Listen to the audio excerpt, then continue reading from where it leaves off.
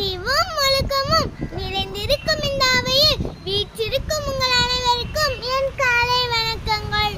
முத்தான சொற்கள் முத்து போல் ஒளிர்ந்திட செயற்கை அறிந்து கடித்தும் உலகத்து இயற்கை அறிந்து செயல் என்று வள்ளுவர் குரலோடு இயற்கை வளங்களில் சுரண்டலால் ஏற்படும் பாதிப்பு இன்று என் தலைப்புக்குள் பேச நுழைகிறேன்.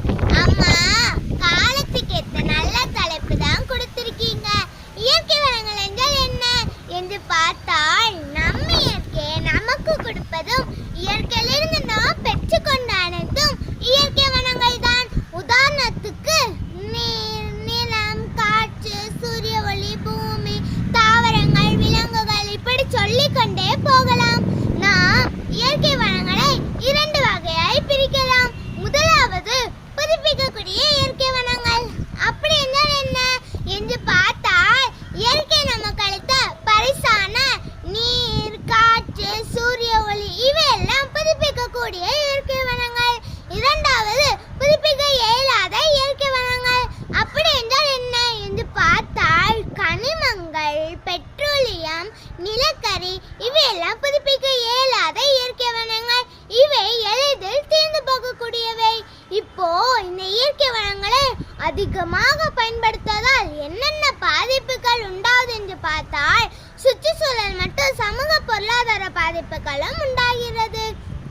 அம்மா, இயற்கை நமக்கு அளித்த மிக சிறந்த குடை நீர்வளம். முன்பெல்லாம் நம் தேவையை விட அதிகமாக நீர்வளம் இருந்தது. ஆனா இப்போ ஆழ்குழாய் கிணறு என்ற பெயரில் வீட்டுக்கு வீடு பூமி தாய் வைத்து துளையிட்டு நிலத்தடி நீரை உறிஞ்சு கொண்டிருக்கிறோம். இப்படியே போனால் எங்கள் எதிர்காலம் சந்ததியின் நிலைமை என்ன ஆவது? அடுத்ததாவது காற்று. இப்போல்லாம் பெரிய பெரிய நகரத்துக்கு போன்றால் காற்றென்று ஒன்று வீசுவதை பார்க்க முடியவில்லை.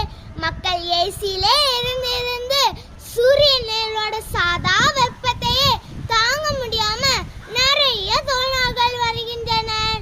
அம்மா, மரங்களை எங்க அம்மா வளர விடுறாங்க? ஒரு வீட்டுல 4 பிள்ளைங்கன்னா 4க்கும் தனி வீடு. நிலத்துக்கு எங்க அம்மா போறது? இருக்கிற வயல், குளம், காடுகள் எல்லாம் அழித்து இப்போ வீடுகளும் அடுக்குமாடி குடியிருப்புகளும் வணிக தளங்களும் தான் பெருகி கொண்டிருக்கின்றன. இந்நிலை மாற நாம் என்ன செய்ய போகிறோம்? ஆண்டுதோறும் ஜூலை 28ஆம் தேதி உலக இயற்கை வளம் பாதுகாப்பு நாள் கொண்டாடுகிறோம். அன்று மட்டும் மக்களிடம் விழிப்புணர்வை கொண்டு வந்தால் போதுமா? தொடர்ந்து மக்களிடம் இயற்கை வளங்களின் சுரண்ட